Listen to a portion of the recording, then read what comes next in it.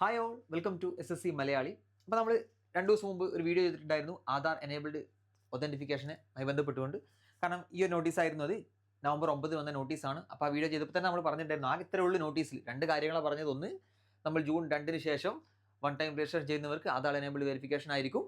പിന്നെ എന്താണ്, ഇതുവരെ വൺ ടൈം രജിസ്റ്റർ ചെയ്ത ആരെങ്കിലും ഉണ്ടെങ്കിൽ അവർക്ക് എഡിറ്റ് ചെയ്യാനുള്ളത് 31 വരെ ആയിരിക്കും എന്നുള്ള ചെറിയ 2 ഡാറ്റ മാത്രമേ അതിൽ SSC കൊടുത്തിട്ടുണ്ടായിരുന്നുള്ളൂ. ബാക്കി ഡീറ്റെയിൽസ് കാര്യങ്ങളൊന്നുമില്ല. അപ്പോൾ അതുകൊണ്ട് തന്നെ ഇതിൽ നമുക്ക് അധികം പറയാനൊന്നുമില്ലായിരുന്നു. പക്ഷേ കഴിഞ്ഞ ദിവസം SSC ഡീറ്റെയിൽ ആയിട്ട് എന്തിനാണ് ഇത് കാര്യങ്ങൾ, എന്തൊക്കെയാണ് ഇതിൻ്റെ പർപ്പസ്, എന്താണ് ഇവർ ഇതുകൊണ്ട് ചെയ്യാൻ പോകുന്നതെന്ന് പറഞ്ഞുകൊണ്ട് ഒരു ഡീറ്റെയിൽ ആയിട്ടൊരു വീഡിയോ ഒരു നോട്ടീസ് കൊടുത്തിട്ടുണ്ട്. അപ്പോൾ അതിൽ കൃത്യമായിട്ട് പറയുന്നുണ്ട് എന്താണ് ഇതുകൊണ്ടുള്ള ഉദ്ദേശം, എന്തൊക്കെയാണ് ഇതുകൊണ്ട് ചെയ്യാൻ ഉദ്ദേശിക്കുന്ന കാര്യം കേട്ടോ. അപ്പോൾ നമ്മൾ നോക്കുക എന്തൊക്കെയാണ് ഈ ആധാർ എനേബിൾഡ് വെരിഫിക്കേഷൻ കൊണ്ട് SSC ഉദ്ദേശിക്കുന്നത് നോക്കുക. ഒന്ന് മെയിനായിട്ട് ഫസ്റ്റ് പാരഗ്രാഫ് ഞാൻ ഡീറ്റെയിൽ ഫുള്ള് വായിക്കുന്നില്ല. പറയുന്നത് എന്താ വെച്ചാൽ, ഒന്ന് അവിടെ പറയുന്നുണ്ട് to ensure fairness prevent impersonation കേട്ടോ. അതായത് ആൾമാറാട്ടവും കാര്യങ്ങളും പിന്നെ സുതാര്യത കൊണ്ടുവരാൻ വേണ്ടിയിട്ടാണിത്. ഇപ്പോൾ ഓൾറെഡി ഫോട്ടോഗ്രാഫ്, ബയോമെട്രിക് വെരിഫിക്കേഷൻ ഒക്കെ വരുന്നുണ്ട്. പക്ഷേ ആധാർ വന്നു കഴിഞ്ഞാൽ അഡീഷണൽ ആൻഡ് റോബസ്റ്റ് മെക്കാനിസം, അത് ആധാറും കൂടെ ഒന്ന് വെരിഫൈ ചെയ്യുമ്പോൾ ഈ ആൾമാറാട്ടം തടയാൻ. അപ്പോൾ നമുക്കറിയാം ഒരുപാട് ആളുകൾ ഇതുപോലെ നോർത്ത് ഇന്ത്യയിലൊക്കെ പ്രത്യേകിച്ച് നമ്മൾ കഴിഞ്ഞ MTS പരീക്ഷയ്ക്കാൻ തോന്നുന്നു ആൾ മാറിയൊക്കെ ഇരുന്ന് എക്സാം എഴുതി പിടിച്ച അനുഭവമൊക്കെ നമ്മുടെ മുമ്പിലുണ്ട്. അപ്പോൾ അത് ഒഴിവാക്കാൻ വേണ്ടി SSC ഒന്നും കൂടി ഒന്ന് സുതാര്യമാക്കാൻ വേണ്ടിയിട്ട് ഓരോ പരിപാടികൾ കൊണ്ടുവരികയാണ്. അപ്പോൾ നമ്മൾ അതിന് വേണ്ടി സഹകരിക്കാൻ വേണ്ട കേട്ടോ. അല്ലാതെ ഓരോന്ന് കൊണ്ടുവരുമ്പോൾ നമ്മൾ കുറ്റം പറഞ്ഞിട്ട് കാര്യമില്ല. ഓക്കെ, അപ്പോൾ ഇതാണ് ഫസ്റ്റ് സെന്റൻസിൽ പറയുന്നത്. പിന്നെ എന്താണ്, പിന്നെ മെയിൻ ആയിട്ട് ഇതിൽ പറയുന്ന ഒരു കാര്യം എന്ന് പറഞ്ഞാൽ SSC shall offer Aadhaar authentication as an optional facility. ഇത് നിർബന്ധമൊന്നുമില്ല കേട്ടോ. നിങ്ങൾ ആധാർ വെച്ചിട്ട് തന്നെ കൊടുക്കണം, അല്ലെ ആധാർ വെച്ച് കൊടുത്തിട്ടില്ലേ നിങ്ങൾ ഔട്ട്, അങ്ങനെയൊന്നുമില്ല. ആധാർ നിർബന്ധമായിട്ട് എവിടെയും യൂസ് ചെയ്യാൻ പറ്റില്ല എന്നൊക്കെ അല്ല, എല്ലായിടത്തും നിർബന്ധമാക്കാൻ പാടില്ല എന്ന് കോടതി വിധികളൊക്കെ ഉള്ളതുകൊണ്ട് തന്നെ ഇത് ഓപ്ഷണലാണ്. ഇത് നമുക്ക് വേണമെന്നുണ്ടെങ്കിൽ എടുത്താൽ മതി. പക്ഷേ എടുത്തു കഴിഞ്ഞാൽ ഒരുപാട് അഡ്വാൻറ്റേജ് ഉണ്ട്. നമുക്ക് നോക്കാം താഴെ എന്തൊക്കെയാണ് മെയിൻ ആയിട്ട് പറയാനുള്ളത്. നോക്കി, these include Aadhaar OTP based authentication at the time of registration, Aadhaar face authentication at the submit, Aadhaar finger print or iris based biometric authentication. ഇതാണ് മെയിനായിട്ട് നോക്കേണ്ടത് കേട്ടോ. കാരണം ഞാൻ ആ വീഡിയോയുടെ താഴെ ഒരുപാട് ആൾക്കാർ കമന്റ് കണ്ടു. അതുപോലെ ഒരുപാട് ആൾക്കാർക്ക് പേഴ്സണൽ മെസ്സേജ്, എൻ്റെ ഫിംഗർ പ്രിന്റ് പല സ്ഥലത്തും പ്രശ്നമാവാറുണ്ട്, ഫിംഗർ പ്രിന്റ് എനിക്ക് കിട്ടാറില്ല. അപ്പം അങ്ങനത്തെ ആളുകൾ നോക്കുക, ഇവിടെ നമുക്ക് ഫിംഗർ പ്രിന്റ് മാത്രമല്ല ഐറിസ് ബേസ്ഡ് ബയോമെട്രിക് ഒതന്റിക്കേഷനും ഉണ്ട്. അത് നിങ്ങൾ ആധാർ എടുക്കുന്ന സമയത്ത് നിങ്ങളുടെ കണ്ണിൻ്റെ ഐറിസ് അതൊക്കെ വെരിഫൈ ചെയ്യുന്നുണ്ട്. അപ്പം നിങ്ങൾക്ക് ഇപ്പോൾ പ്രത്യേകിച്ച് എന്നോട് ചോദിക്കുകയാണെങ്കിൽ ഞാൻ ഏത് എക്സാമിന് പോയാലും എൻ്റെ ഫിംഗർ പ്രിന്റ് എന്തെങ്കിലും പ്രശ്നം ഉണ്ടാവും. അതെന്താണെന്നറിയില്ല, എൻ്റെ ഫിംഗർ പ്രിന്റ് കുറച്ച് മങ്ങി കിടക്കുകയാണ്. അപ്പോൾ ഞാൻ കുറേ നേരം നിന്നാൽ ആ ഫിംഗർ പ്രിന്റ് ഒന്ന് റെഡി ആയി കിട്ടാറുള്ളൂ. അപ്പോൾ അങ്ങനത്തെ ഒരുപാട് പേർക്ക് അനുഭവം ഉണ്ട്. അപ്പോൾ അങ്ങനത്തെ ആളുകൾ ഒരു അഡ്വാൻറ്റേജ് എന്ന് പറഞ്ഞാൽ നിങ്ങൾക്ക് നിങ്ങളുടെ ഐറിസ് വെച്ചിട്ടും വെരിഫൈ ചെയ്യാൻ പറ്റും. അപ്പോൾ അത് പ്രോസസ്സ് പെട്ടെന്ന് തീരും. നിങ്ങൾക്ക് ആ ഒരു പ്രത്യേകിച്ച് ആ ഒരു പരീക്ഷന് മുമ്പൊക്കെ നമ്മൾ ടെൻഷൻ ആവാൻ അതൊക്കെ മതി. അയ്യോ ബയോമെട്രിക് റെഡി ആവുന്നില്ല. പിന്നെ തീരെ റെഡി ആവാത്ത ആളുകളോട് സൈഡിൽ ഇരുന്നിട്ട് എന്തൊക്കെ ഒരു പേപ്പറൊക്കെ പൂരിപ്പിച്ച് കൊടുത്ത് അങ്ങനെയൊക്കെ കൊടുത്തു കഴിഞ്ഞ് ലാസ്റ്റ് അവിടെ വിത്തുകളുടെ ആവാനൊക്കെയുള്ള സാധ്യത കൂടുതലാണ്. നമ്മുടെ തെറ്റുകൊണ്ട് അല്ലെങ്കിൽ പോലും വിത്തുകളുണ്ടാക്കി വെക്കാനൊക്കെ അത് മതി. വിത്തുകളുണ്ടായി കഴിഞ്ഞാൽ പിന്നെ അത് ഒരുപാട് ബുദ്ധിമുട്ടൊക്കെയാണ്. അപ്പോൾ അങ്ങനത്തെ ആൾ നോക്കുക. ഇവിടെ മെയിൻ ആയിട്ടുള്ള അഡ്വാൻറ്റേജ് ആണ് നമുക്ക് രണ്ടും ബയോമെട്രിക്കും ഉണ്ടാവും അല്ലെങ്കിൽ ഐറിസ് ബേസ്ഡ് വെരിഫിക്കേഷൻ നമുക്ക് ഉണ്ടാവും. അപ്പോൾ നമുക്ക് നമ്മുടെ ഫിംഗർ പ്രിന്റ് റെഡി ആവുന്നില്ലെങ്കിൽ ഐറിസ് റെഡി ആയാൽ തന്നെ നമ്മളങ്ങനെ വെരിഫൈ ആയി കേട്ടോ. അപ്പോൾ അതൊരു മെയിൻ അഡ്വാൻറ്റേജ് ആണ്. പിന്നെ അത് മാത്രമല്ല SSCൻ്റെ ഏത് പരീക്ഷക്കും, SSCൻ്റെ റിട്ടൺ പരീക്ഷയ്ക്ക് മാത്രമല്ല, ഇനി എവിടെയെങ്കിലും ഫിസിക്കൽ എഫിഷ്യൻസി ടെസ്റ്റും അല്ലെങ്കിൽ ഫിസിക്കൽ സ്റ്റാൻഡേർഡ് ടെസ്റ്റ് ഒക്കെ ഉണ്ടെങ്കിൽ അവിടെയൊക്കെ എന്തായിരിക്കും ഈ ആധാർ ബേസ്ഡ് വെരിഫിക്കേഷൻ നമുക്ക് യൂസ് ചെയ്യാൻ പറ്റും. പെട്ടെന്ന് തന്നെ നമുക്ക് ആ പ്രോസസ് കംപ്ലീറ്റ് ചെയ്യാൻ പറ്റും. അതാണ് മെയിനായിട്ട് പറയുന്നത് കേട്ടോ.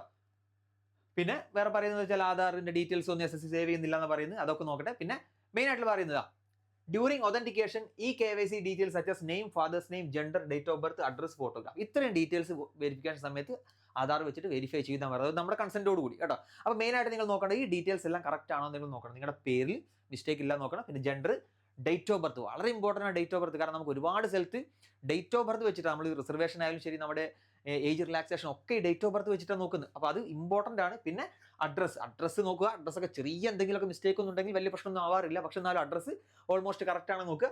പിന്നെ നമ്മുടെ ഫോട്ടോഗ്രാഫ് കാര്യങ്ങളൊക്കെ കേട്ടോ. ഫോട്ടോഗ്രാഫ് നോക്കുക. ബാക്കിയല്ല ഈ ഫാദർ നെയിം, അതുപോലെ പേരൻസിൻ്റെ നെയിം, നമ്മുടെ പേര്, ഡേറ്റ് ഓഫ് ബർത്ത്, അഡ്രസ്സ്, ഈ 4 കാര്യങ്ങൾ കൃത്യമാണെന്നുള്ളത് നിങ്ങൾ നോക്കുക. ഇനി നിങ്ങളുടെ ആധാറിൽ എന്തെങ്കിലും പ്രശ്നം ഉണ്ടെങ്കിൽ എത്രയും ഞാൻ കഴിഞ്ഞ വീഡിയോയിൽ പറഞ്ഞതാണ്, ഒന്നും കൂടെ ഞാൻ പറയുന്നു, നിങ്ങൾ തൊട്ടടുത്തുള്ള എവിടെയെങ്കിലും, അതായത് ആധാർ എൻറോൾമെന്റ് സെന്റർ ഉണ്ട് അല്ലെങ്കിൽ പോസ്റ്റ് ഓഫീസ് കാര്യങ്ങൾ പല സ്ഥലത്തും നമുക്ക് വെരിഫൈ ചെയ്യാൻ പറ്റുന്ന പറയുന്നത്. അപ്പോൾ അവിടെയൊക്കെ പോയിട്ട് എന്ത് ചെയ്യുക, എത്രയും പെട്ടെന്ന്, വലിയ ഹെക്റ്റിക് ആയിട്ടുള്ള പ്രോസസ് ഒന്നും അല്ല കേട്ടോ. നിങ്ങൾ ജസ്റ്റ് പോയി കഴിഞ്ഞാൽ ഒരു ദിവസം കൊണ്ട് തന്നെ ചെയ്യാൻ പറ്റുന്നുള്ളൂ. പിന്നെ അത് വെരിഫൈ ചെയ്തിട്ട് നിങ്ങൾക്ക് നിങ്ങളുടെ വീട്ടിലോട്ട് അതിൻ്റെ കോപ്പിയോ കാര്യങ്ങളോ വരും. കോപ്പിൻ്റെ ആവശ്യം ഇന്നത്തെ കാലത്ത് നമുക്കില്ല കേട്ടോ.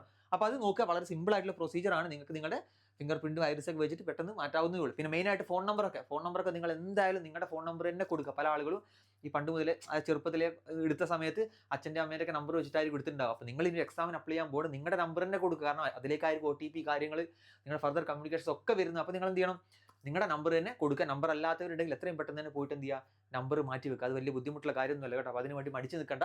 ആരെങ്കിലുമൊക്കെ നമ്പർ സ്വന്തം പേരിലേക്ക് മാറ്റാത്തവരുണ്ടെങ്കിൽ അത് മാറ്റുക. ഓക്കെ, ഇതാണ് മെയിൻ പറയാനുള്ളത്. പിന്നെന്താ, candidates who opted four Aadhaar authentication will be subject to fewer procedural checks. അതായത് ആധാർ ബേസ്ഡ് ഒതന്റിഫിക്കേഷൻ നിങ്ങൾ കൊടുത്തു കഴിഞ്ഞാൽ നിങ്ങൾക്ക് വളരെ കുറഞ്ഞ സമയം കൊണ്ട് തന്നെ എല്ലാ പരിപാടി തീർക്കാമെന്ന് പറയുന്നത് കേട്ടോ. അതാണ് മെയിനായിട്ട് പറയുന്നത്. Since their identity would have been confirmed through okay അതായത് ആധാർ വെച്ചിട്ട് വെരിഫൈ ചെയ്തത് കൊണ്ട് തന്നെ പിന്നെ നിങ്ങൾ റിജക്റ്റ് ആയി പോകാനുള്ള സാധ്യത വളരെ കുറവാണ്. ഓക്കെ, പിന്നെയോ ഇനിയിപ്പോൾ നിങ്ങൾ എൻട്രി ക്ലോസിംഗ് ടൈമിൻ്റെ അടുത്ത് വന്നാൽ പോലും പെട്ടെന്ന് നിങ്ങൾക്ക് കുറഞ്ഞ സമയം കൊണ്ട് തന്നെ വെരിഫിക്കേഷൻ എല്ലാം കഴിഞ്ഞ് എക്സാം ഹാളിലേക്ക് കടക്കാൻ പറ്റുമെന്നാണ് ഇതിൽ പറയുന്നത്. ഇനിയോ ആധാർ എടുക്കാത്തവർ ഈ details fathers name, gender, date of birth, address ഒക്കെ കൊടുക്കാൻ വേണ്ടിയിട്ട് സെപ്പറേറ്റ് ഏതെങ്കിലും ഒരു ID പ്രൂഫ് കൊടുത്താലും മതി എന്നാണ് പറയുന്നത്. അപ്പോൾ ആധാർ നിർബന്ധമൊന്നുമല്ല, നിങ്ങൾക്ക് വേണ്ടി pan card, passport, voters ID, driving licence, birth certificate, school certificate ഇതൊക്കെ വെച്ചിട്ട് നിങ്ങളുടെ ബാക്കിയുള്ള ഞാൻ ഈ പറഞ്ഞ ഡീറ്റെയിൽസ് വേണമെങ്കിൽ വെരിഫൈ ചെയ്യാൻ കേട്ടോ.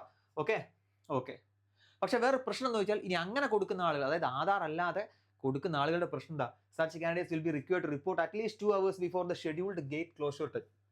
അതായത് പരീക്ഷേൻ്റെ 2 മണിക്കൂർ മുമ്പ് വരണമെന്നല്ല പറഞ്ഞത്, ഗേറ്റ് ക്ലോഷർ ടൈമിൻ്റെ 2 മണിക്കൂർ മുമ്പ് വരണം.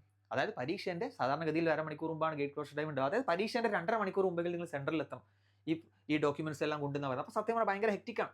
അപ്പോൾ നിങ്ങൾ അതിനൊന്നും നിൽക്കേണ്ട, ആധാർ കൊടുക്കുക കേട്ടോ. ആധാർ കൊടുത്താൽ വലിയ പ്രശ്നമോ കാര്യങ്ങളൊന്നുമില്ല. ആധാറിൽ എന്തെങ്കിലും മിസ്റ്റേക്ക് ഉണ്ടെങ്കിൽ തിരുത്തുക, എന്നിട്ട് ആധാർ കൊടുക്കുക. വളരെ സിമ്പിളായിട്ട് നമുക്ക് എന്ത് ചെയ്യാം, പരിപാടി എല്ലാം തീർത്ത് നേരെ സെൻറ്ററിലോട്ട് കയറാം എന്നുള്ളതാണ് പറയുന്നത് കേട്ടോ. In order to prevent impersonation, അതായത് നല്ല കാര്യത്തിന് വേണ്ടിയിട്ടാണെന്നുള്ള കാര്യം നമ്മൾ ഓർക്കുക. ഈ ആൾമാറാട്ട കാര്യങ്ങളൊക്കെ തടയാൻ വേണ്ടിയിട്ടാണ്, വേറെ ഒന്നിനുമല്ല. നമ്മുടെ ഡീറ്റെയിൽസ് എല്ലാം കിട്ടിയിട്ട് SSCക്ക് എന്തെങ്കിലും കാര്യങ്ങൾ ചെയ്യാനൊന്നുമല്ല.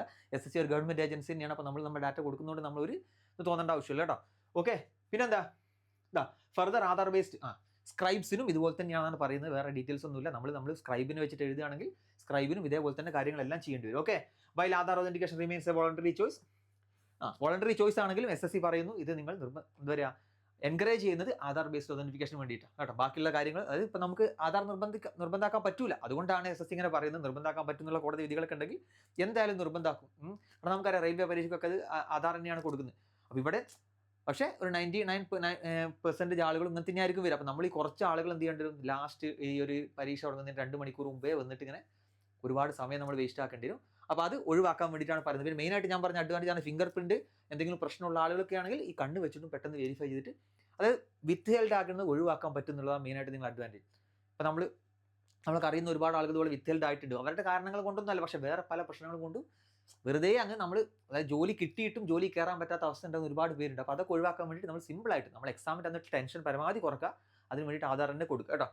പിന്നെ ഫാസ്റ്റ് പറയുന്നത് വെച്ചാൽ ഇതെല്ലാം പോളിസി ചെയ്ത സമയത്തും വേണമെങ്കിൽ SSCക്ക് മാറ്റാമെന്നാണ് പറയുന്നത്. പക്ഷേ ഇപ്പോഴുള്ള കാര്യങ്ങൾ ഇങ്ങനെയാണ്. അപ്പോൾ ഇതിൽ വളരെ ഡീറ്റെയിൽ ആയിട്ട് എന്തിനാണ് കാര്യങ്ങൾ എന്നൊക്കെ പറഞ്ഞിട്ടുണ്ട്.